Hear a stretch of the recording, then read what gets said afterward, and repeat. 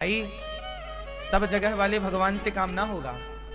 बताओ, जब भगवान सब जगह होते हैं तो मंदिर क्यों बनाए जाते हैं? जब ईश्वर सर्व जगह है तो मंदिर बनाने की क्या जरूरत है? उत्तर दो, पूछ रहे हैं आपसे, सवाल कर रहे हैं। मैया लाल पीली नीली पीली सब बताएंगी मेरी प्यारी माँ। जब भगवान सब जगह है तो मंदिर बनाने की क्या जरूरत है? उत्तर दो आप, गुलाबी मैया।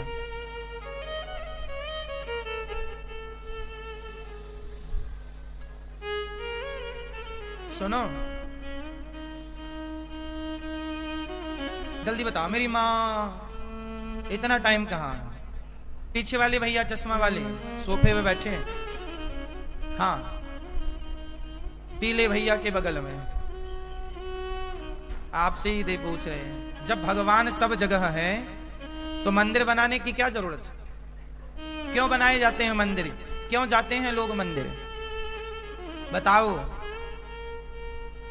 क्यों जाते हैं लोग मंदिर? जाना जरूरी है या नहीं? उत्तर दो, जाना जरूरी है कि नहीं? तो जब भगवान सब जगह है तो फिर मंदिर क्यों जाना जरूरी है? सब जगह तो है, कहीं से भी प्रणाम कर लो, कहीं से भी नमस्कार कर लो, मंदिर ही क्यों जाना है? उत्तर दो आप। किस किस को आता है उसका उत्तर इसका? बाकी लोगों को नहीं आता तो सुनो। भगवान सब जगह होते हैं, हरि व्यापक सर्वत्र समाना।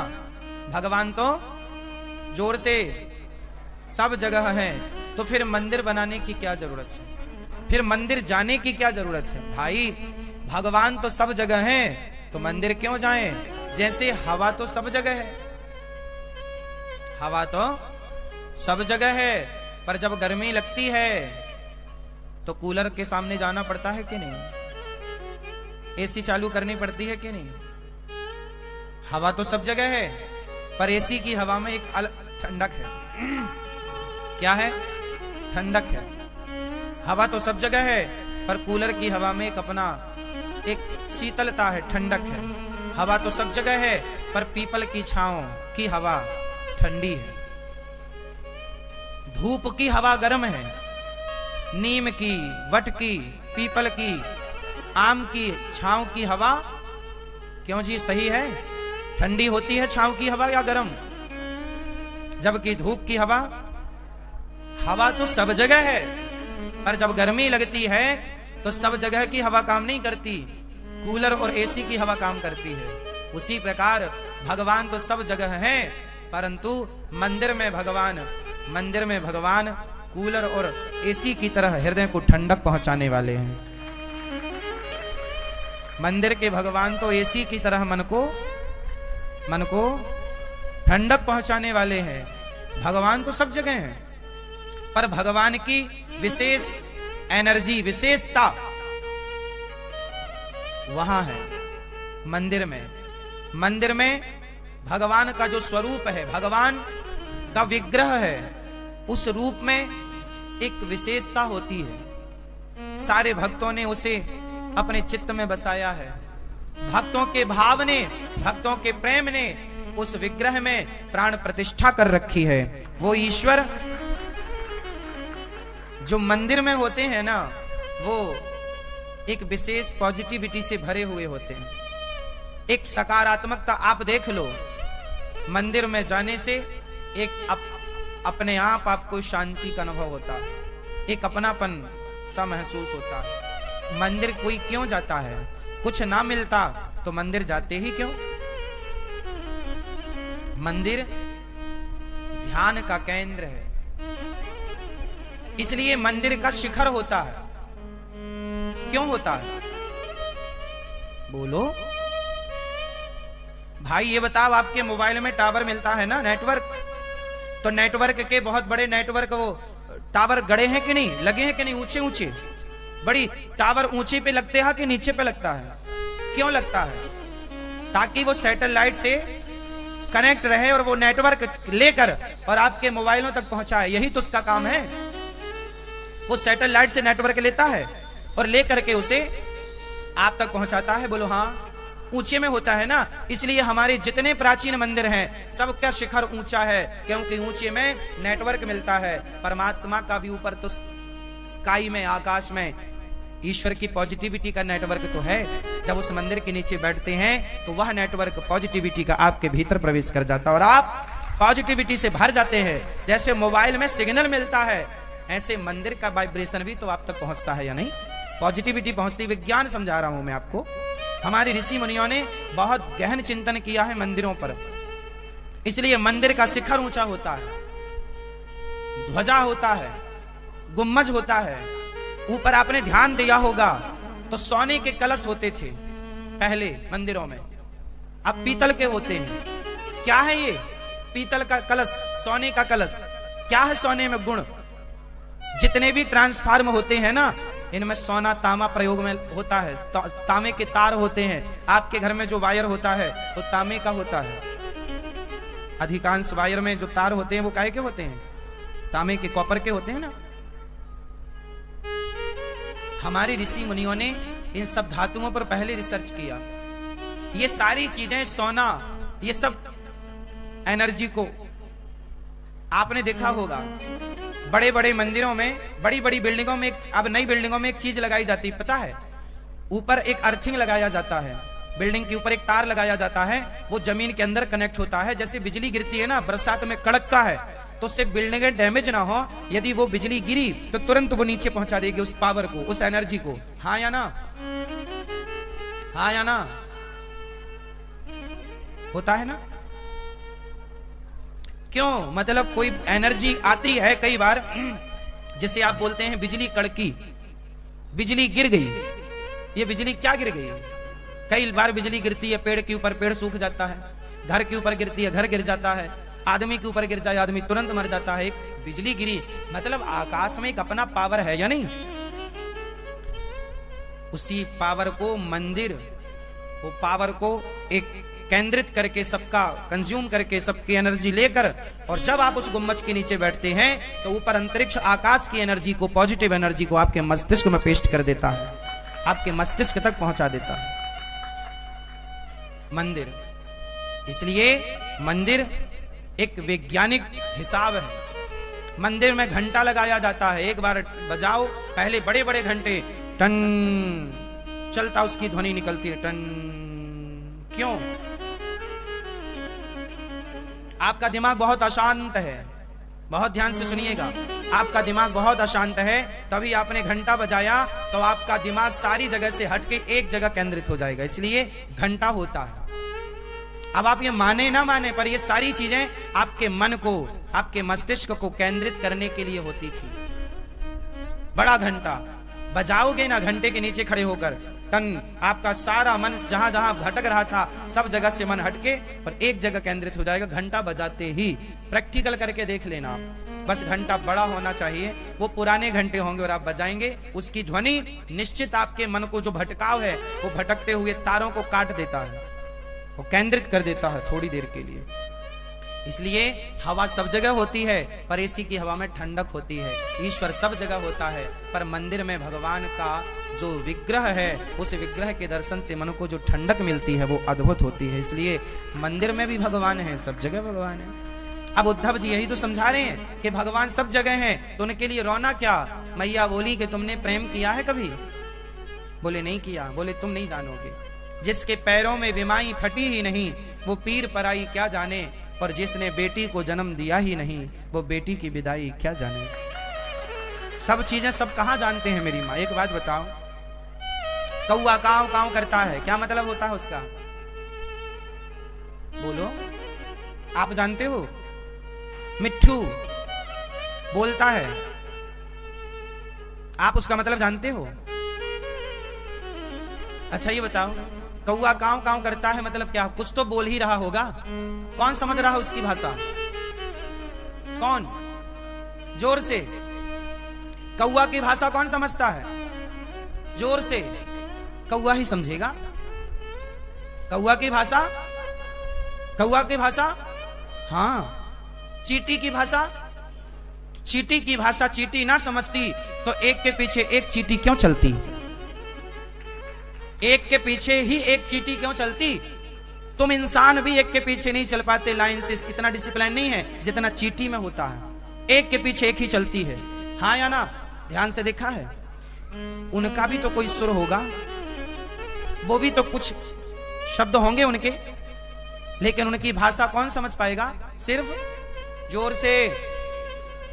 चींटी की भाषा, अच्छा बंदर की भाषा कौन समझता है? सिर्फ बंदर। और गाय की भाषा, और ये मक्खी और ये मच्छर की भाषा, यही लोग समझते होंगे। तो ये बताओ प्रेमी की भाषा कौन समझ सकता है?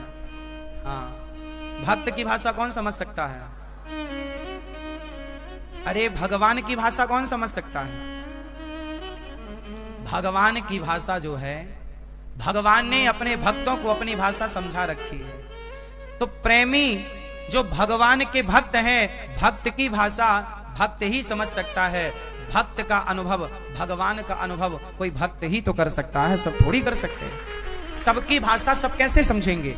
अब शराब पीने वाला आ जाए और हमसे सवाल करे, महाराज जी क्या तुमने भगवान को देखा है? देखा है तो हमें दिखाओ। कोई व्यक्ति आए जो दिन भर चोरी करता हो, चुगली करता हो, प्रपंच करता हो, बहन बेटियों को गलत दृष्टि से देखता हो, वो आए कहे महाराज तुम बड़े भगवान को बताने वाले हो, बताओ भगवान को तुमने देखा है? देखा है तो हमें दिखाओ। अब ये बताओ कि जब चींटी की भाषा चींटी ही समझेगी, हाथी की भाषा हाथी ही समझेगा, तो भक्त की भाषा भक्त ही तो समझ सकता है। बाकी लोग कैसे समझ सकते? तुम समझोगे तब जब तुम भक्त की श्रेणी में आओगे तब। तो सबकी भाषाएं, अब लोग कहते हैं भगवान है तो दिखाओ। अरे भाई दिखते भी तो हैं, पर उसके लिए तुम्हें बनना पड़ेगा, बनो। सबकी भाषाएं होती हैं। चिड़िया के घोंसला में जब सांप घुसता है तो चिड़िया चिल्लाती है, और चिड़िया ऐसे शब्द का प्रयोग करती है कि और चिड़िया उसकी मदद करने के लिए आ जाती है। मतलब संकट में जब वो आती हैं तो उनका अलग सुर होता है, जब वो खुशी होती हैं, नाचती हैं, फुदकती हैं तो उनका अलग सुर होता है। पर उनकी भाषा वही जान पाती हैं, हम और अपनी। बस यही है, खग जाने खग ही की भाषा, भक्त की भाषा भक्त ही समझ सकता है, शराबी की भाषा शराबी समझता है। भगवान को ना भाषा से नहीं जाना जा सकता, भाषा से शब्द से परे हैं, प्रेम से जाना जा सकता है। भगवान को किससे जाना जा सकता है? जोर से। प्रेम, शब्द फीके पड़ गए, शब्द पर्याप्त नहीं है ईश्वर को जानने में। प्रेम, आप कितने लोग भगवान से प्रेम करते हैं? कितना करते हैं? कितना प्रेम करते हैं ना भगवान से? अच्छा बताओ, आप में से कितने लोग अपने बच्चों से प्रेम करते हैं? अपने पति से प्रेम करते हो, अपनी पत्नी से प्रेम करते हो, परिवार से, व्यापार से? कितने लोग प्रेम करते हो? हाथ उठाओ।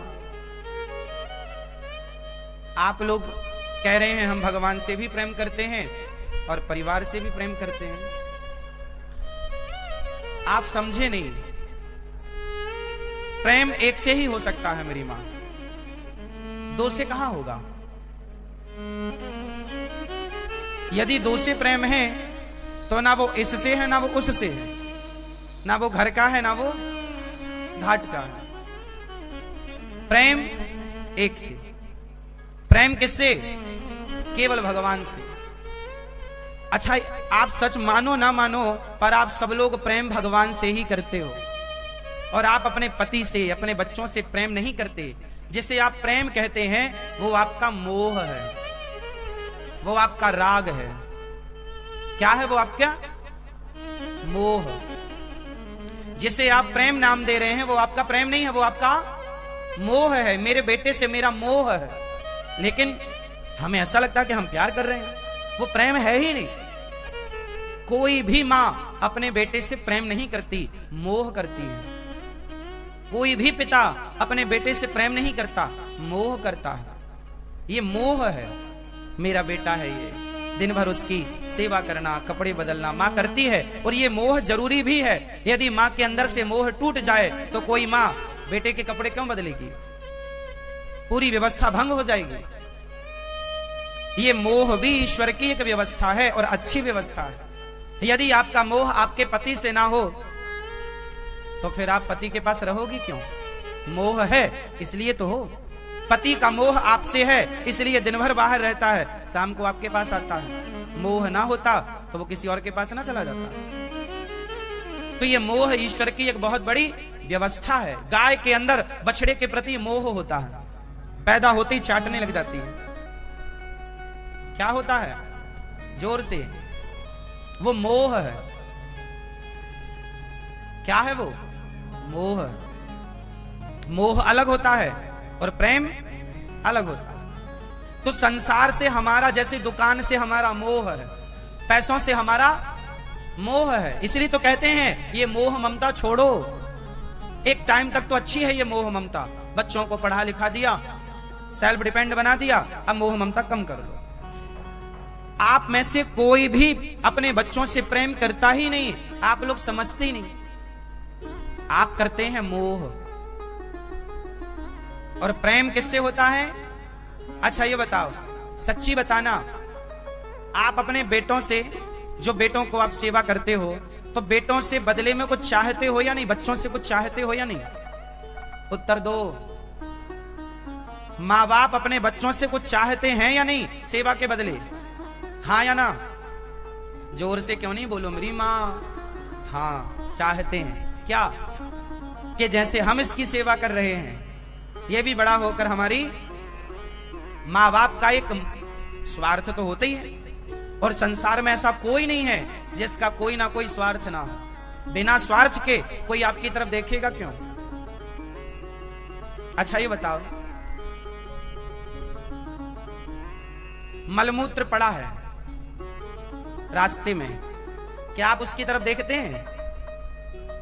उत्तर दो। लेकिन तभी आपका सोने का हार गले से निकले और जाके मलमूत्र में जाके गिर जाए, फिर क्या करेंगे आप? छोड़ देंगे? सच्ची बताओ क्या करेंगे? इसका मतलब है यदि मलमूत्र से भी आपका कोई स्वार्थ है तो आप उसे भी देखेंगे, उसे भी छुएंगे। स्वार्थ है तो छुएंगे और स्वार्थ नहीं है तो उसकी तरफ देखेंगे नहीं। इसका मतलब दुनिया जिस ओर देख रही है जरूर उस ओर उनका कोई ना कोई स्वार्थ है। बिना स्वार्थ के आदमी देखता कहां? स्वार्थ लाग करें सब प्रीति, सुर नर मुनि जन की यह। तो जहां स्वार्थ है, बच्चों का स्वार्थ माँ बाप से होता है कि माँ बाप की संपत्ति मिलेगी, माँ बाप हमें पढ़ाएंगे लिखाएंगे, कपड़े पहनाएंगे, हमारे लिए खिलौने लाएंगे, हमारे लिए टॉफी लाएंगे, आइसक्रीम लाएंगे। ये बच्चों का स्वार्थ होता है। माँ का भी स्वार्थ होता है, बड़ा होकर मेरी सेवा करेगा।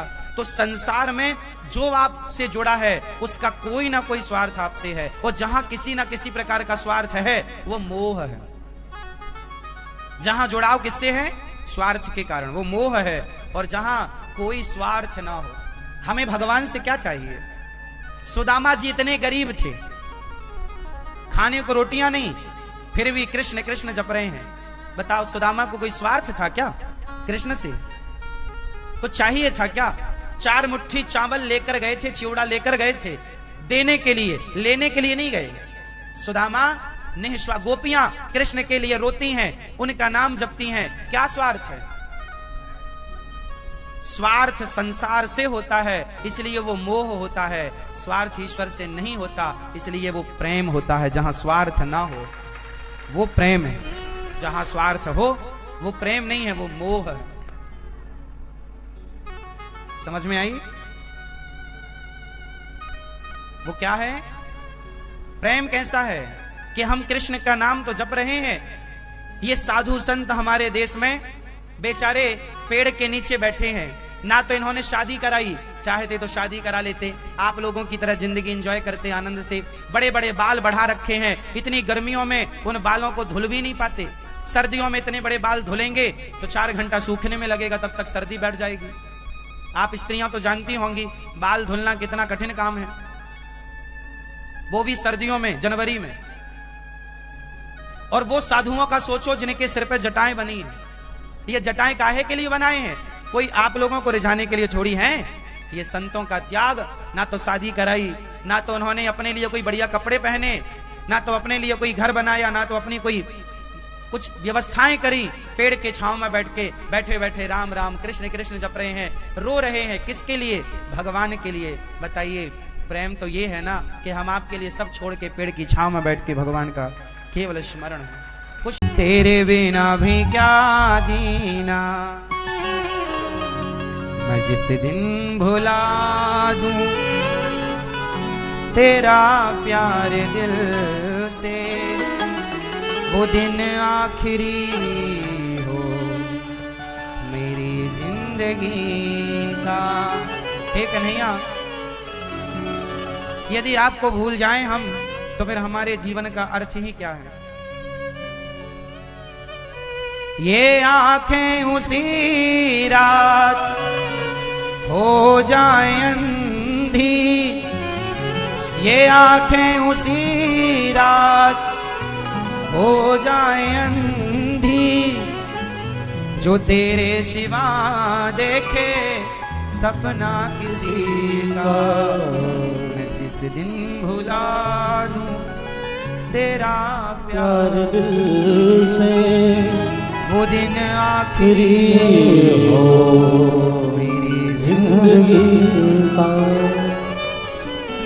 प्रेम भगवान से हो, परिवार के साथ बहुत अच्छा व्यवहार हो। भगवान देखो, आप लोगों ने बंटवारा किया कि नहीं? बंटवारा कर लो। आप कहो तो आज हम आप लोगों का बंटवारा कर दें? कर दूं? हाँ या ना? बंटवारा कर लो। आंखें कितनी हैं आपकी? तो एक आंख से पत्नी और पति और परिवार को देखा करो, दूसरी आंख से सदा गिरधर गोपाल को। ये बंटवारा। पांव कितने हैं आपके? एक पांव से परिवार और व्यापार के लिए चला करो, पर दूसरा पांव सदा वृंदावन की ओर बढ़ता रहे, सदा धामों के लिए रिजर्व। हाथ कितने आपके? एक हाथ सदा पत्नी पति परिवार और व्यापार में लगा रहे, पर दूसरा हाथ सदा दीन दुखियों की सेवा में और भगवान की सेवा में लगा रहे। कान कितने हैं? एक कान से पत्नी और पति और परिवार की सुनो, व्यापार की सुनो, पर दूसरा कान सदा भगवान की कथाओं में लगा रहे, भगवान के कीर्तन को सुनता रहे। हो गया बंटवारा? और बाकी है सुनो। दिल कितने हैं आपके? दिल कितने? अब बताओ, बात तो यहां आके लटक गई। जब दो दो थे तो हमने बांट दिए, एक को कैसे बांटोगे? दिल में किसे रखोगे? जोर से।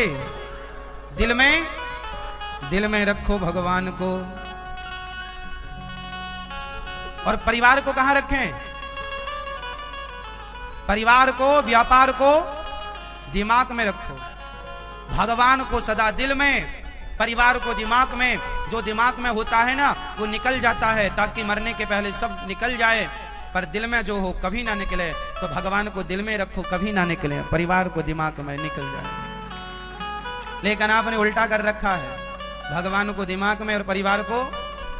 आपने ही तो बोला था, आप लोग ही तो गाते हो, दिल लगा लिया। है ना? आप भैया अपने पति से बोला था ना, तुमसे प्यार करके लो। तो आप तो दिल दे चुके हो। अब दिल दे चुके तो अब क्या करोगे? वापस लो अपना अपना दिल, जिस जिसको दे रखा है। आज सब लोग अपना दिल वापस ले लेना। आपने दिल दे रखा है पत्नी को? हाँ। कहां पत्नी आपकी? और आपने किसे दिया है दिल? इनको ही दिया है। नहीं तो आप अपना अपना अपने पास रखते हैं। इनको आपने अपना इनको दे दिया, इनका आप ले लिया। आप इनका दूसरे का काहे लिए घूम रही हो? अपना लिए रहो ना, दूसरे की संपत्ति क्यों? वापस करो तुरंत एक दूसरे का दिल। और नहीं वापस करोगे तो क्या होगा? जिसको दिया है वो तुम्हारे दिल के, हाँ, दिल के टुकड़े टुकड़े करके मुस्कुरा के चल दिए। ये दुनिया के लोग आपके दिल का क्या करेंगे? दिल मेरा तोड़ दिया किसने, गाओगे बाद में। दिल मेरा तोड़ दिया उसने, पता नहीं किसने। इसलिए दोगे तो टूटेगा, इसलिए दिल देने का ही नहीं। दिल देने का या नहीं देने का, किसको देने का? गिरधर गोपाल को दिल देना है तो भगवान को। वो तोड़ते नहीं है, वो दिलों को दिलों से जोड़ते हैं। ये दुनिया है जो दिलों को तोड़ती है। मेरा गिरधर गोपाल तो दिलों को दिलों से, हाँ, भगवान अपने दिल से हमारे दिल को जोड़ देंगे। भक्तों के दिल से, संतों के दिल से हमारे दिल को जोड़ देंगे। संसार को दिया तोड़ देंगे। तो परिवार को क्या देना है? परिवार को कहां रखेंगे?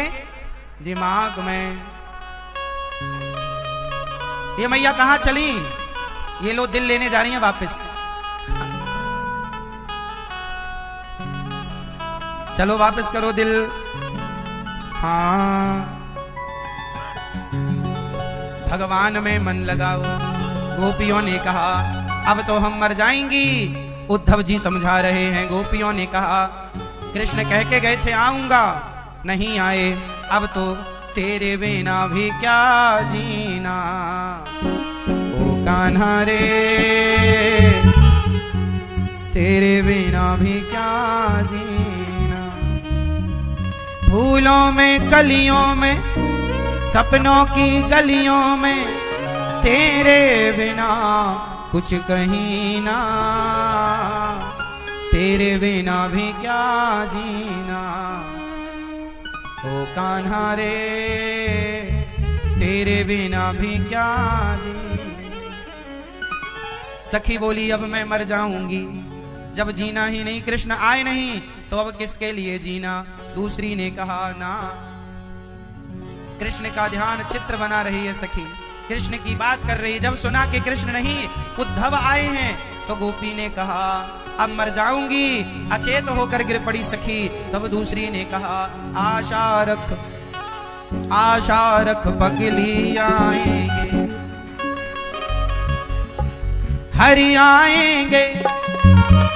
गाओ हरि आएंगे, हरि आएंगे। आप सब गाओ हरि आएंगे, प्रभु आएंगे, हरि आएंगे, हरि आएंगे। आशा रख पगली आएंगे, आशा रख पगली आएंगे, आशा रख पगली आएंगे, वो आशा रख पगली आएंगे। हरि आएंगे, हरि आएंगे, हरि आएंगे, हरि आएंगे, हरि आएंगे, हरि आएंगे। आशा रख आशा रख पगली आएंगे, आशा रख पगली आएंगे।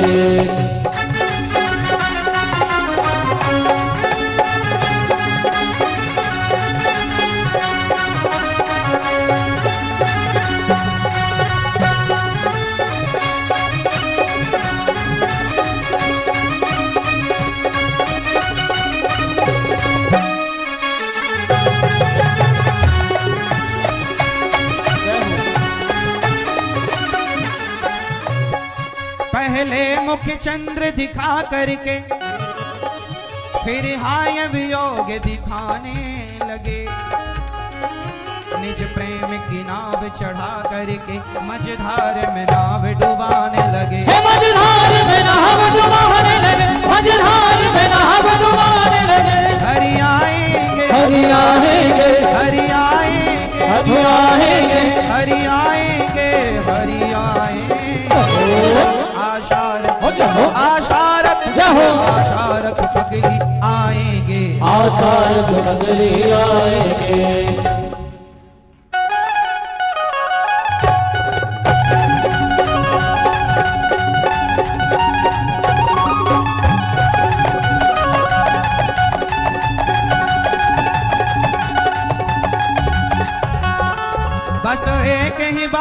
हंसा करके अब सारी उम्र रुलाने लगे। होता है रात भर में मुख में जो लार बनती है वो सवेरे पानी पीने से वो लार अंदर जाती है। आयुर्वेद कहता है कि आप स्वस्थ होते हैं। सवेरे 2-3 गिलास बिंदास पानी पियो और पानी पीकर फिर आप क्या करो 10-20-100 कदम चलो और उसके बाद फ्रेश होकर के नहाकर साफ कपड़े पहनकर आप 1 लोटा में जल भरो, तांबे के लोटा में। यदि आपके पति पत्नी के रिश्तों में कोई खटास चल रही है, कोई रिश्ते ठीक नहीं चल रहे हैं, तो तांबे का लोटा लो, उसमें 1 लोटा जल भरो और थोड़ा गुड़, यदि गुड़ डाल करके आप सूर्य भगवान को जल चढ़ाते हैं, सूर्याय नमः, आदित्याय नमः, भौमाय नमः, खगाय नमः, मित्राय नमः, भास्कराय नमः, सूर्य भगवान को मीठा जल चढ़ाने से आपके रिश्तों में मिठास आती है। यदि आपका व्यापार नहीं चल रहा है, काम नहीं बन रहा है, पैसे की तंगी चल रही है, तो आप लोटे में जल भरो और उसमें कुमकुम मिलाओ। कुमकुम जानते हैं ना, रोली, लाल करो उस पानी को और लाल कलर का जल या थोड़ा केसर डाल लो। केसर डाल लेने से भी पानी रंगीन हो जाएगा। जब रंगीन पानी आप सूर्य भगवान को चढ़ाते हैं तो आपका व्यापार बहुत अच्छा चलता है, कारोबार बहुत अच्छा चलता है।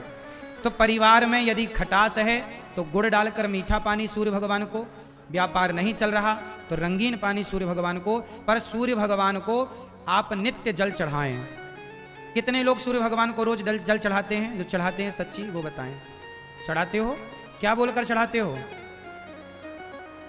बोलो सूर्याय नमः, बोलो सूर्याय नमः, बोलो सूर्याय नमः, आदित्याय नमः, भौमाय नमः, खगाय नमः, मित्राय नमः, भास्कराय नमः। ऐसे सूर्य भगवान के 12 नाम रट लो। सूर्य भगवान के 12 नाम नहीं आए तो सूर्याय नमः 12 बार बोलो और जल चढ़ाओ। और जल चढ़ाने के समय आप ना नीचे या तो गमला हो या तो बाल्टी रख लिया करो, ताकि जो जल की धार गिरे वो बाल्टी में गिरे, उसके छींटे पाँव में नहीं आने चाहिए। ऐसी जगह पर खड़े होकर जल चढ़ाओ कि पानी का वो छींटा पाँव में ना आए। बाल्टी नीचे रख सकते हैं आप, फिर वो बाल्टी का पानी ले जाके क्यारी में डाल दो, पुष्पों पे डाल सकते हैं। सूर्य भगवान को जल चढ़ाकर आप सबसे पहले आप में से कितनों के घर में गोपाल जी हैं? लड्डू गोपाल जी किस किस के घर में? तो सबसे पहले क्या करना है सुनो, एक थाली उठाओ। थाली जो भी आपके घर में हो, स्टील की, चांदी की, पीतल की, कांसे की। थाली पर सबसे पहले चंदन से एक स्टार बनाओ। स्टार बना करके उस थाली पर लिखो बीच में ओम ओम। फिर उसके जो खंड बचेंगे छोटे छोटे उस पर लिखना नमो, है ना, न मो, एक पे ना एक पे मो, फिर ना रा य णा य। इस तरह उसको लिख के थाली पर चंदन से वो एक यंत्र बन जाता है। ऐसे जैसे टीवी पे आप देख सकते हैं, टीवी पे देखो, टीवी पर देखो, इस तरह से आप एक थाली पर इस तरह से बनाकर बीच में ओम लिखिए स्टार बनाकर, फिर उसके ऊपर एक तरफ ऊपर नमो नमो नारायणाय इस तरह से लिखो। और फिर इस थाली पर तुलसी चढ़ा करके, पुष्प चढ़ा करके, फिर भगवान गोपाल जी को थाली पर बिठाओ। फिर भगवान को बढ़िया दूध से, दही से, जो आपकी श्रद्धा है, पानी से गोपाल जी को स्नान कराओ। स्नान कराते समय बोलते रहो श्री कृष्ण गोविंद हरे मुरारी, हे नाथ नारायण वासुदेव। इस तरह भगवान का कीर्तन करते समय श्रीमन्नारायण श्रीमन्नारायण बोलते भगवान को जल से, दूध से, दही से, जो आपकी आस्था है। अमावस पूर्णिमा दूध दही पंचामृत से स्नान कराओ। गोपाल जी को बढ़िया स्नान करा के साफ जल से स्नान कराओ। फिर भगवान को साफ कपड़े से पोंछो, भगवान के शरीर को साफ करो, आसन पर बिठाओ। फिर उनको वस्त्र पहनाओ, वस्त्र पहनाकर भगवान का श्रृंगार करो। श्रृंगार करके भगवान को बड़े प्रेम से, फिर बड़े भाव से भगवान को दर्पण दिखाओ, भगवान को आईना दिखाओ कि प्रभु ये आपका श्रृंगार हुआ, देख लो। भगवान को दर्पण दिखाकर और प्रेम से भगवान को जो आपके पास है भोग लगाओ। फल हैं, आपने आज हलवा बनाया होगा, पूड़ी बनाई होगी, है ना, वो भगवान को बढ़िया सा भोग लगाओ, फिर प्रार्थना करो। कैसी प्रार्थना करते हैं आप लोग? हाथ जोड़ो मेरे साथ, सब लोग हाथ जोड़ो। पूजा करके प्रार्थना करना चाहिए, ऐसी प्रार्थना करना है रोज भगवान से।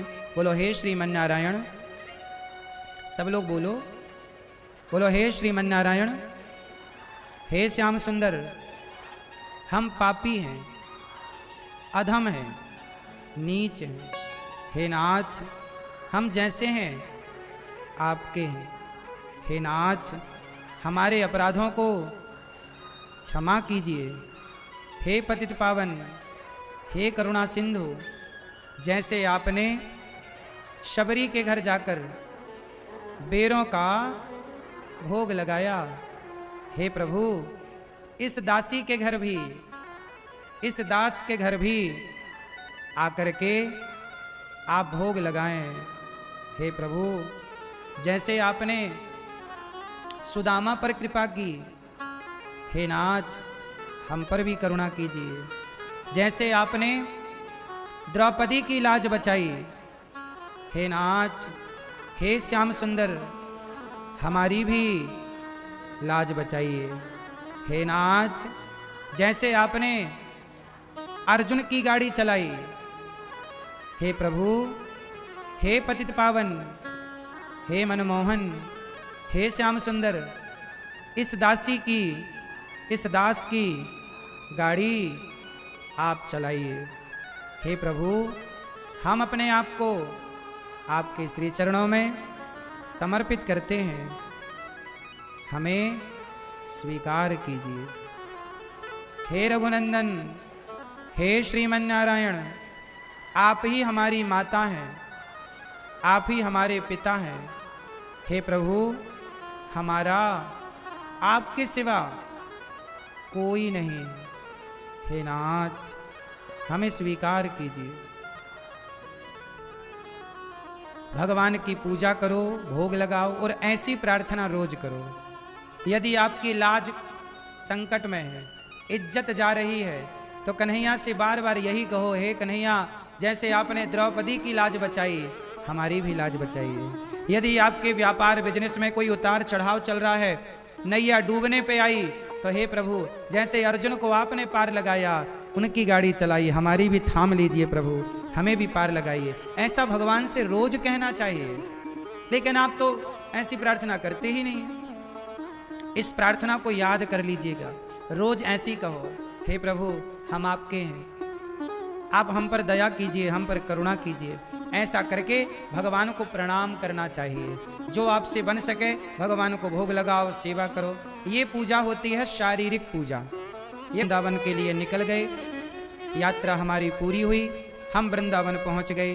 अब ऐसा भाव बनाओ कि सबसे पहले हमने यमुना जी में स्नान किया, वृंदावन जाकर यमुना जी में स्नान करके यमुना मैया को प्रणाम किया, कपड़े पहनकर अब हम बिहारी जी का दर्शन करने जा रहे हैं। सब ऐसा मन से ऐसा कल्पना करो, ऐसा इमेजिन करो कि हम बिहारी जी के दर्शन करने जा रहे हैं।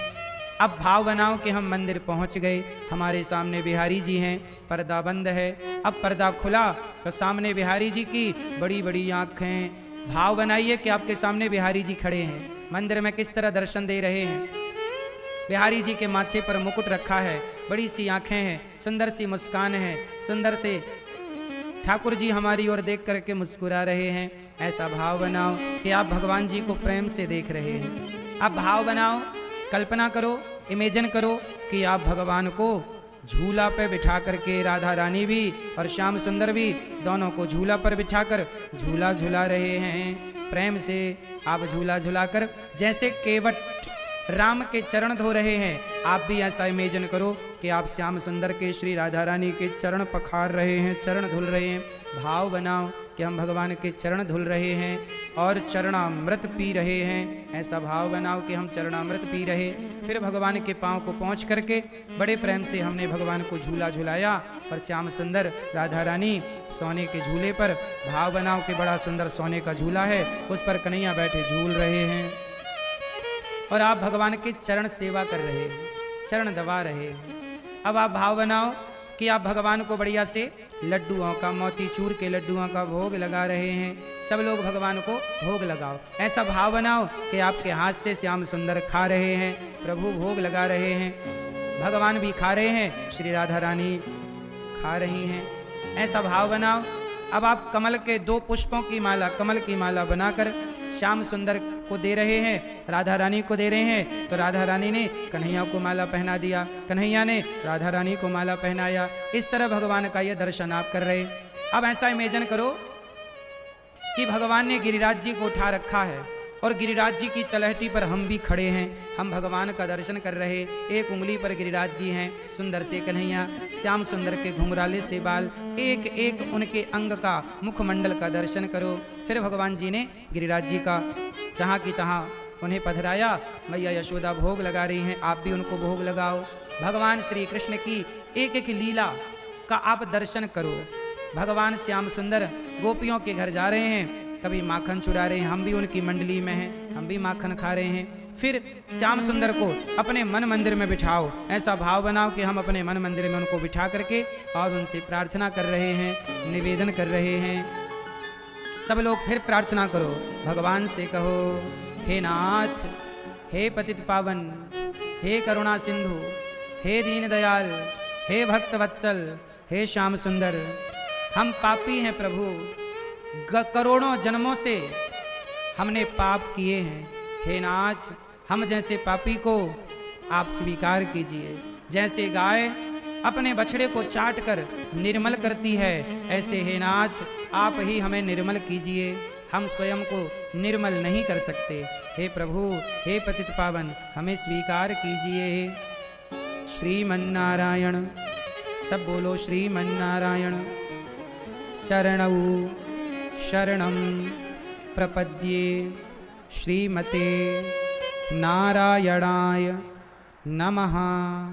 श्रीमन्नारायण, चरणौ शरणं प्रपद्ये श्रीमते नारायणाय नमः।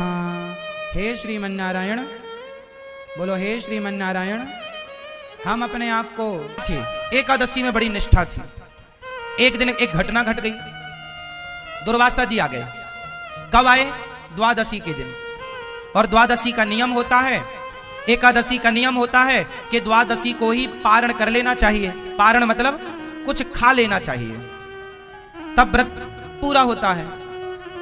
क्या पाना चाहिए?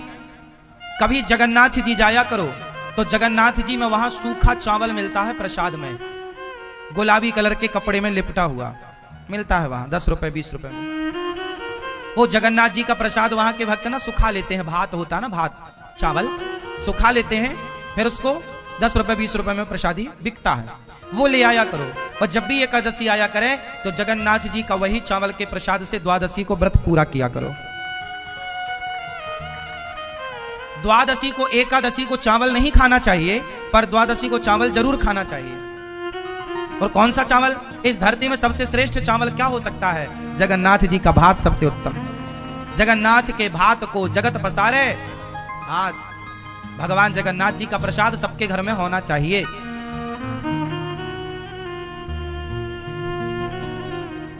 हम तो कहते हैं जगन्नाथ जी का प्रसाद अपने घर में ले आओ और 2-2 दाने रोज खाया करो प्रसाद जगन्नाथ जी। मिलता है ना, आप में से कितने लोग जानते हैं सूखा चावल मिलता जगन्नाथ जी में? हाँ, कभी जाओ तो जगन्नाथ जी से ढेर सारा प्रसाद ले आना, चावल सूखा हुआ।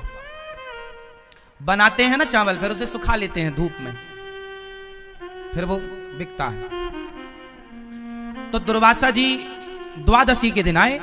उस समय अम्बरीश ब्राह्मणों को भोजन करा रहे थे और त्रयोदशी लगने वाली थी, मतलब तिथि बदलने वाली थी। अब तिथि बदलने के पहले आपको पारण करना पड़ता है। अब दुर्वासा जी आए तो अम्बरीश जी ने कहा महाराज आप भी पाओ। बोले मैं नहा के आता हूं। तो वो नहाने में जरा लेट हो गए दुर्वासा जी। तो अम्बरीश की तिथि निकली जा रही थी, तो अब साधु भूखा पड़ा है घर में, तो कुछ खा तो सकते नहीं, तो उन्होंने भगवान का चरणामृत पीकर अपने व्रत को पारण कर लिया। व्रत का पारण किससे कर लिया? अम्बरीश जी ने चरणामृत पीकर। अब वो चरणामृत पी रहे थे कि सामने से दुर्वासा जी आ गए। अब दुर्वासा जी बड़े गुस्से लाद, संत क्यों मुझे खिलाए बिना खा गया? जानता नहीं मैं कौन हूं? मैं तुझे, तू बड़ा भक्त बन रहा है, मैं आज तुझे दंडित करूंगा। तूने एक साधु का अपमान किया है, तू जानता नहीं मैं कौन हूं, तूने मुझे खिलाए बिना खा लिया। और दुर्वासा जी से सारा जग डरता था कि बहुत खतरनाक बाबा है। आज बाबा जी का पंगा पड़ गया अम्बरीश जी से, लेकिन अम्बरीश जी तो हाथ जोड़े खड़े हैं, हे महाराज यदि अपराध बना है तो मुझे दंड दीजिए। और अम्बरीश ऐसे भक्त थे कि जब वो अपने हाथ से गेहूं पीसा करते थे तो बगल में भगवान बैठकर उनको हवा किया करते थे अपने पीतांबर से, ऐसे ऐसे। भगवान स्वयं उनके प्रेम में बिक चुके थे, भगवान स्वयं उनके प्रेम में बिक चुके थे। जब जब अम्बरीश भगवान की सेवा करते तो भगवान स्वयं उनकी सेवा करते।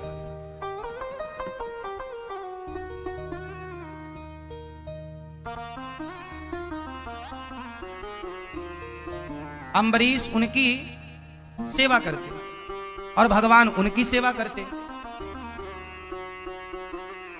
अब भगवान ने अपना सुदर्शन नियुक्त कर दिया था, सुदर्शन नियुक्त कर दिया कि तुम पर कोई संकट आएगा तो मेरा सुदर्शन तैयार रहेगा। अब दुर्वासा जी को गुस्सा आई कि तुमने मुझे खिलाए बिना खा लिया, तो एक बाल उखाड़ा अपना दुर्वासा जी ने और पटक दिया। और जब पटका तो उस बाल को पटकने से एक राक्षसी पैदा हो गई, नाम था कृत्या।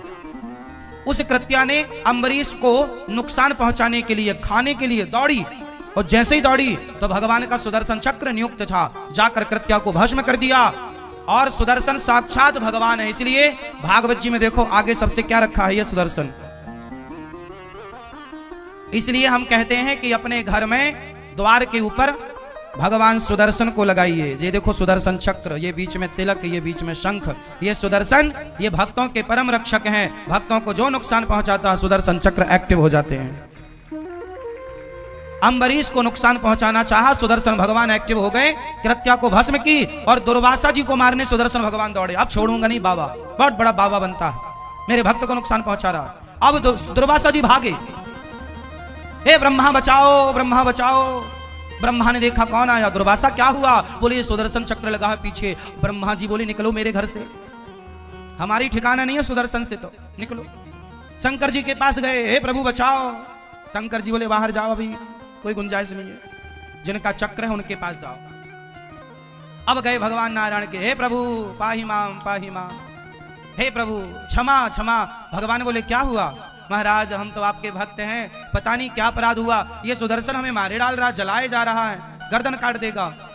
भगवान बोले कि आपने किसका अपराध किया है। सुदर्शन जी बोले प्रभु इसने जो आपके आश्रित भक्त है अम्बरीश, उसे नुकसान पहुंचाना चाहा है बाबा जी ने, छोड़ूंगा नहीं। अब भगवान बोले तो फिर मैं भी सेवा नहीं कर पाऊंगा आपकी इस बार। अब दुर्वासा जी घबराए कि जब भगवान नहीं बचा रहे हैं तो अब कौन बचाएगा। अब दुर्वासा जी घबराए, चरणों में गिर पड़े, प्रभु आप बताओ मैं क्या करूं। भगवान बोले जिसका अपराध किया है उस भक्त से जाकर क्षमा मांगो, वो क्षमा कर देंगे तो ये चक्र शांत हो जाएगा। तब दुर्वासा जी दौड़े दौड़े अम्बरीश जी के, तब तक दुर्वासा जी के शरीर जलने लगा, मूंछों के बाल भी कुछ जल गए।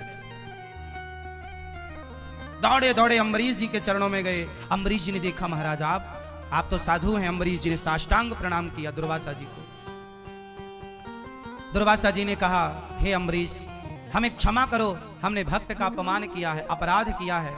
तब दुर्वासा जी के लिए अम्बरीश ने सुदर्शन भगवान से प्रार्थना की, हे सुदर्शन भगवान यदि मैं भगवान का अनन्य भाव से चिंतन करता हूँ, मैंने भगवान के सिवा अपने हृदय में किसी को स्थान ना दिया हो, मेरे अंदर यदि किसी के प्रति छल कपट ईर्ष्या द्वेष ना हो, तो हे सुदर्शन भगवान आप शांत हो जाइए। सुदर्शन भगवान शांत हो गए और दुर्वासा जी की रक्षा हुई। तब से दुर्वासा जी को समझ में आया कि भक्तों से पंगा लेने का नहीं, भगवान से पंगा लोगे चलेगा,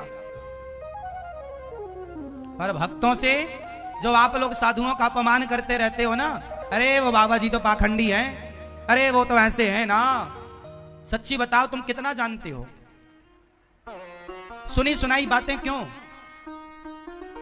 और हमें क्या करना कि कोई कैसा है। भगवान है ना न्याय करने के लिए। रावण के साथ न्याय भगवान ने किया ना, उसे दंड मिला ना उसके किए का। द्रौपदी की साड़ी उतारी थी तो दुशासन ने, दंड मिला। ईश्वर के घर देर है, अंधेर नहीं है। तुम अपराधी मत बनो।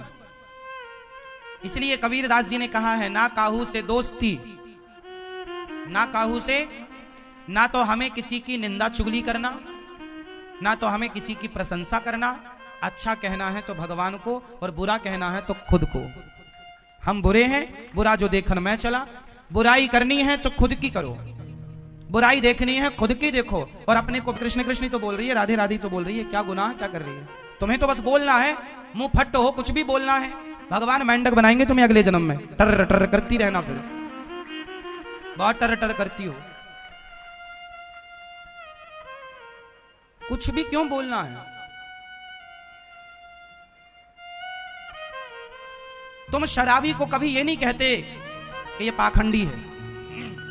शराबी को कभी तुम शराबी नहीं कहते, शराबी की तुम बुराई नहीं करते।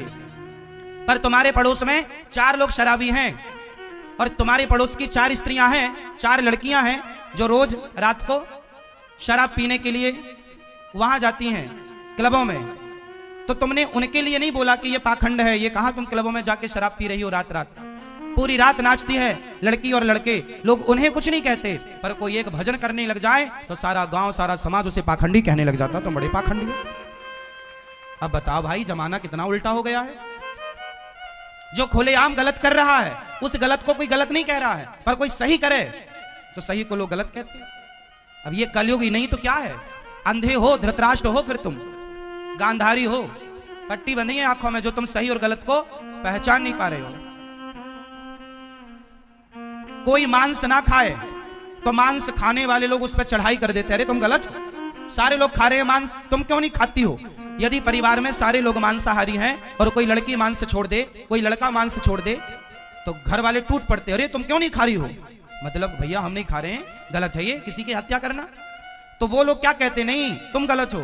जो खा रहे हैं वो अपने आप को सही साबित करते, नहीं जी तुम गलत हो। क्यों? वो क्यों सही कह रहे हैं? क्योंकि उनके खिलाफ कोई चला गया सही राह पर। वो क्या चाहते हैं कि हम गलत हैं तो तुम भी रहो। चोर चोर मौसेरे भाई, तुम सही क्यों चली गई? दिक्कत लोगों को गलत आदमी से नहीं है, गलत स्त्रियों से दिक्कत नहीं है, भले लोगों से समाज को दिक्कत है। यह बात सही है या गलत है? इसलिए दुर्वासा जी ने किसका अपराध किया?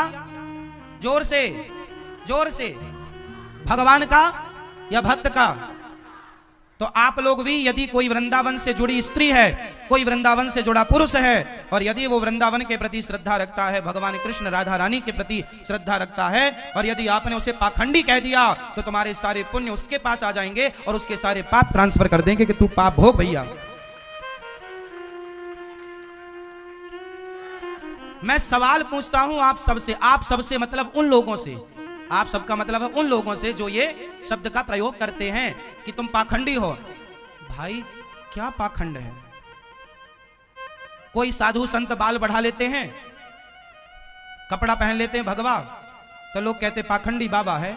अरे भाई भले पाखंड से ही सही वो राम राम तो जप रहा है। दुर्वासा जी का अभिमान समाप्त हुआ, और आज से आपको एक बहुत बड़ी सबक क्या मिली? कथा से क्या सीखा आपने आज? किस अपराध से बचेंगे? किस अपराध से बचेंगे? भक्त के अपराध से। एक पति पत्नी जा रहे थे, तो एक साधु पीछे से आया, बारिश का समय था, सड़क के गड्ढों में पानी भरा था, तो समझ में आता नहीं है कि यहां गड्ढा है कि यहां समतल है, लेवल है। तो एक साधु बढ़िया कीर्तन, संत तो मस्त कीर्तन, श्री कृष्ण गोविंद हरे मुरारी, मस्त चला जा रहा था। अच्छा, वो पति पत्नी इस तरफ से जा रहे थे और वो साधु अपने लाइन से इस तरफ जा रहा था सड़क में। तो साधु बढ़िया नाचता हुआ जा रहा था। तो साधु जब उचका और उचक करके जब गिरा तो उसके पांव गड्ढे में चले गए, और जब गड्ढे में गए तो पानी भरा था, कीचड़ था, और जब पानी में गए तो पानी की कुछ छींटे बूंदें उछटी और जाके उसके पति पत्नी जो जा रहे थे तो उस पति के सफेद कलर की शर्ट पहन रखी थी उसने, तो वो कुछ छींटे जा करके उसकी शर्ट में गिरे तो वो आदमी बड़ा गुस्से हुआ, अरे बाबा पागल हो गया है, देख के नहीं चलता। लो भैया, वो आदमी आया और बाबा जी के गाल में जोर का एक थप्पड़ मारा, ले कपड़े गंदे कर दिया, अंधा है क्या। जबकि वो साधु तो अपनी मस्ती में था, उसे कुछ पता ही नहीं। उसने थप्पड़ मार भी दिया तो उसने कोई प्रतिकार नहीं किया, कोई जवाब नहीं दिया, कुछ बोल ठीक। उसको लगा वाह विधाता, आज यही मिला खाने को, चलो यही खा के मौज करेंगे। कभी आप बढ़िया मालपुआ खवाते हो, कभी आप चना खवाते हो, कभी गुलाब जामुन खवाते हो, कभी रबड़ी खवा, थप्पड़ खवाया, मस्त खुश। संत भगवान का भक्त भगवान की मस्ती में मस्त रहता, जैसे रखे राम जी रहना चाहिए। और सीताराम सीताराम, भगवान तेरे फूलों से भी प्यार, थप्पड़ दे रहे हो हम खुश हैं, रबड़ी दे रहे हो हम शिकायत नहीं करेंगे कि तुम्हें थप्पड़ पड़वा दिए, कोई बात नहीं, जो इच्छा। और आप लोग जरा भी ना आपके प्रतिकूल मिल जाए तो आप रोने लग जाते हैं, हे भगवान तुमने ऐसा क्यों किया। जो दे रहे हैं भगवान, अच्छा हमारे भगवान की इच्छा है, आज हम भूखे रहेंगे, ये भगवान की इच्छा है तो भूखे। आज खाना दे रहे हैं तो खाओ, आज ये पहना रहे हैं तो ये पहनो, कल वो पहना रहे हैं वो पहनो, महंगा पहना रहे हैं महंगा सस्ता, जो मिल रहा है सब भगवान की इच्छा मानो कि आज ईश्वर की इच्छा।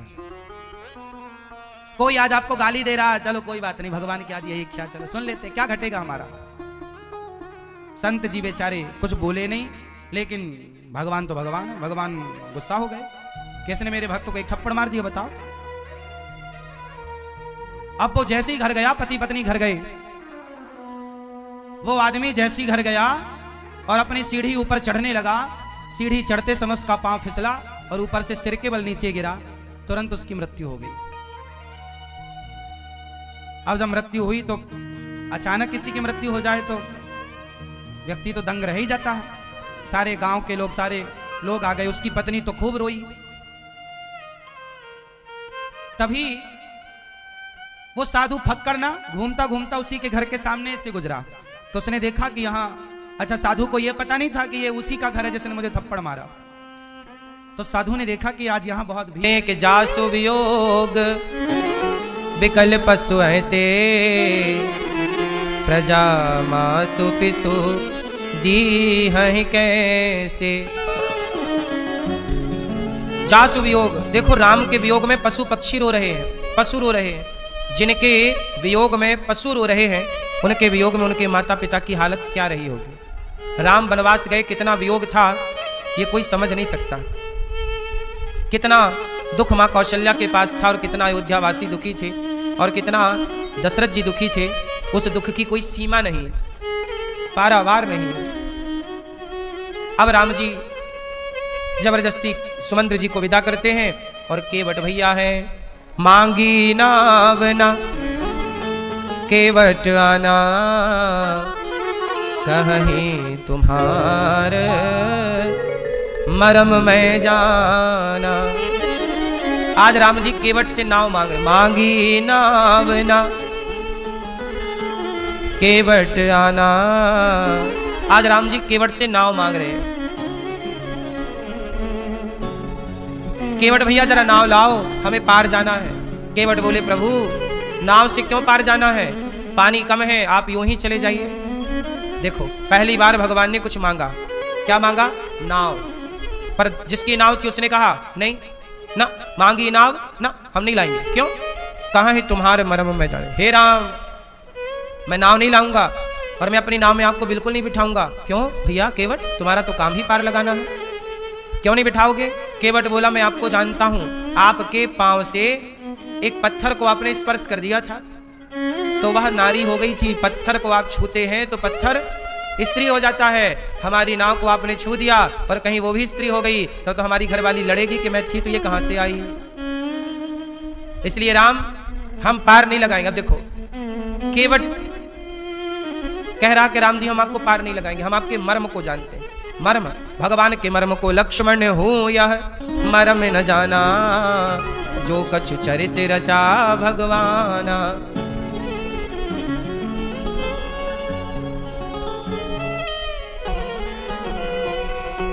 लक्ष्मण हूँ यह मरम न जाना, जो कछु चरित रचा भगवाना। जिनके मर्म को लक्ष्मण नहीं जान पाए, केवट कहता है कहाँ ही तुम्हार मर्म मैं जाना। हे प्रभु, मैं आपके मर्म को जान रहा हूं। अच्छा एक बात बताओ, क्या भगवान के मर्म को केवट जान सकता है? केवट कह तो रहा कि मैं जानता हूं। क्या जानता है केवट? केवट यही जानता है कि राम ने अहिल्या का उद्धार किया, पत्थर की नारी को तारा है। केवट बोला कहीं हमारी नाव में पांव रख गया और ये नारी बन गई तो हम कैसे चलाएंगे परिवार, कैसे रोटी कमाएंगे? हे प्रभु, फिर राम जी बोले क्या करें? बोले केवट बोला जरा पांव धुला लो, आपके पांव में जो रज लगी है ना वो रज साफ हो जाए, फिर हम अपनी नाव बिठाएंगे और आपको पार लगाएंगे।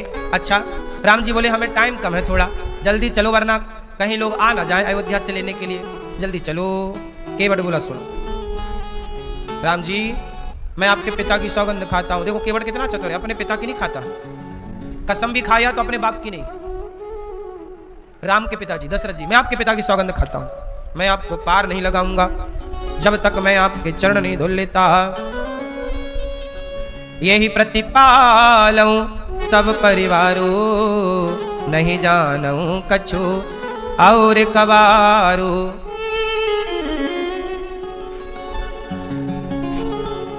हे राम जी, मैं कोई और काम तो जानता नहीं हूं, आप मुझे इतनी इजाजत दो कि मैं पांव धोऊं। पद कमल धोए चढ़ाए नावना, नाथ उतराए चाहूं। मैं आपसे कुछ चाहता थोड़ी हूं, आप मुझे उतराई मत देना। केवट बोला पद कमल धोए चढ़ाए नाथ ना, पद कमल धोए चढ़ाए नावना, नाथ उतराए चाहूं। मोहि राम राउर आन दशरथ, शपथ सब साची कहो। दशरथ जी की शपथ साची कह रहा हूं, पार नहीं लगाऊंगा।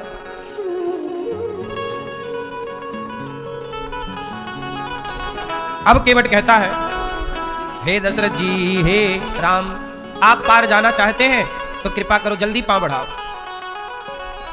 जल्दी पांव बढ़ाओ, मैं आपको तुरंत पार लगाऊंगा। जल्दी से आपके पांव धोकर। जब केवट बोला कि मैं बाप की सौगंध खा रहा हूं, राम जी आपके पिता की सौगंध खा रहा हूं। केवट बोले लक्ष्मण बोले केवट बड़ा बात कर रहा, मेरे पिता की सौगंध क्यों खा रहा, अपने बाप की खा। लक्ष्मण जी ने बाण निकाला, धनुष पर चढ़ा, भी तुझे मार डालेंगे, बड़ी बड़ी बातें कर रहा है।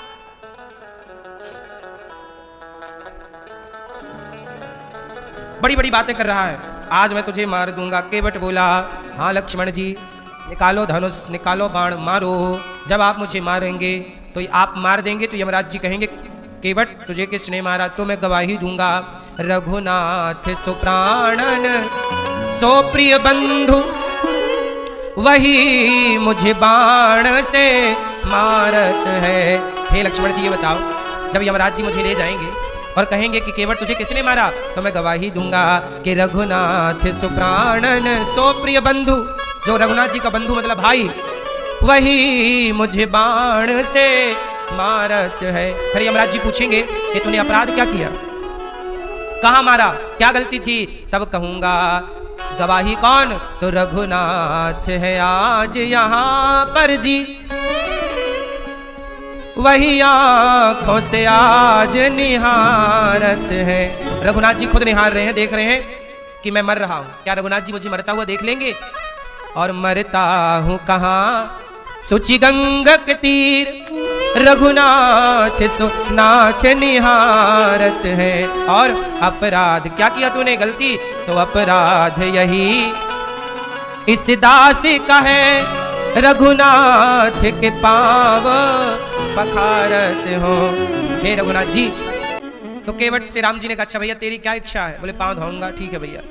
केवट राम रजाय सुपावा, पानी कठवता भर ले आवा।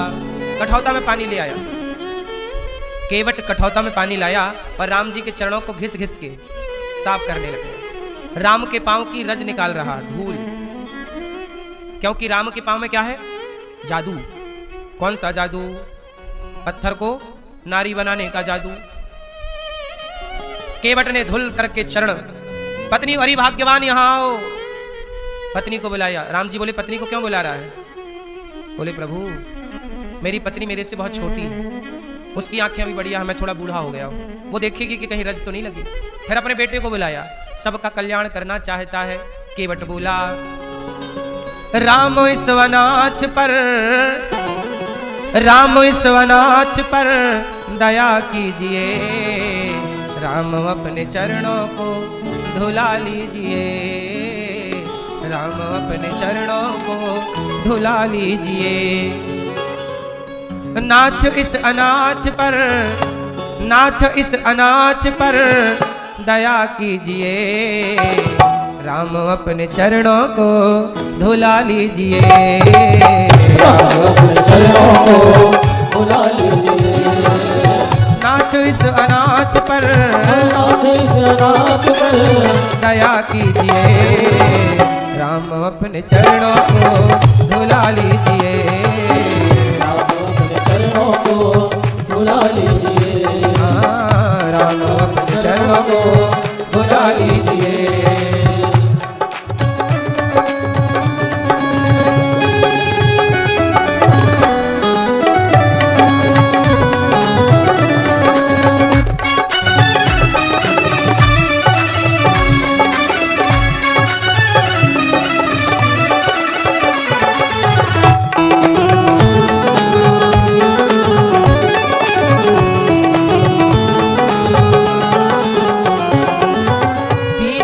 अनाथ का भला कीजिए।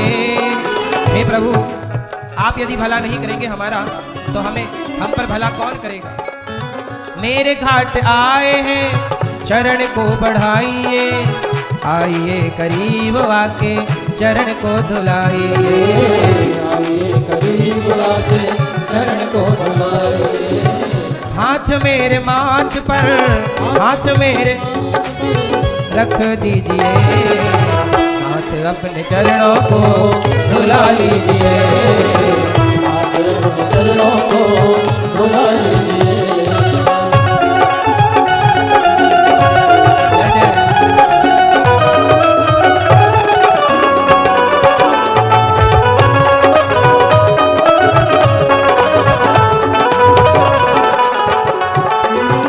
चरण को धुला करके नाव में बिठाया, नाव में बिठा करके पार पहुंचाया, नाव में बिठा करके पार पहुंचाया। पार है किया तुमको, पार है। अब देखो केवट कहता है कि प्रभु जब केवट धुलने लगा ना राम के पांव, तो राम जी के पांव पकड़ के हिलाता है। राम बोले गिराएगा क्या, थोड़ा संभल के पांव धुल, गिर जाऊंगा मैं। केवट बोला प्रभु आप ही गिर गए तो हमारा क्या होगा? तो सुनो, आप अपने दोनों हाथ मेरे माथे पे रखिए, आप गिरेंगे नहीं। राम की आंखों में आंसू आ गए कि वाह केवट, हमें तो लगता था कि हम ही लोगों को गिरने से बचाते हैं, पर आज पता चला कि भक्त भी भगवान को गिरने से बचाता है। हमेशा भगवान ही भक्तों को बचाए, ऐसा नहीं, कई बार भक्त भी भगवान को बचाते हैं। चरण को धुला करके नाव में बिठाया, नाव में बिठा करके पार पहुंचाया, नाव में बिठा करके पार पहुंचाया।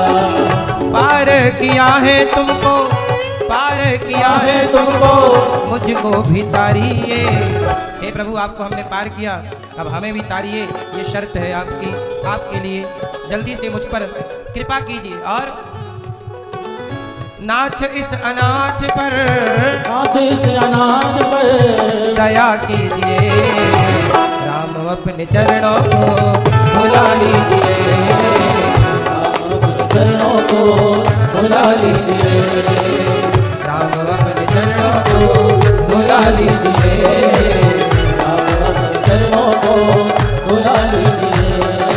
मांगी नाव न केवट आना, कहे तुम्हारे मरम में जाना, मांगी नाव न केवट आना, कहे तुम्हारे मरम में जाना। चरण कमल रज कहूँ सब कहीं, मानुष करनि मूरि कछुआई, चरण कमल रज कहूँ सब कहीं, मानुष करनि मूरि कछुआई। नाथ इस अनाथ पर, नाथ इस अनाथ को दया कीजिए, राम अपने चरणों को धुला लीजिए, चरणों को चरणों को धुला लीजिए, राम अपने चरणों को धुला लीजिए। केवट बोला राम जी पांव धुलवाओ। राम जी बोले धुल लो भैया। केवट ने धुला और जब धुला तो राम जी से कहता है कि प्रभु मेरी पत्नी भी धोएगी पांव, मेरा पुत्र भी धोएगा पांव। क्यों भैया पूरे खानदान से क्यों धुलवाता है? केवट चतुर है, सबका स्पर्श कराना चाहता ताकि राम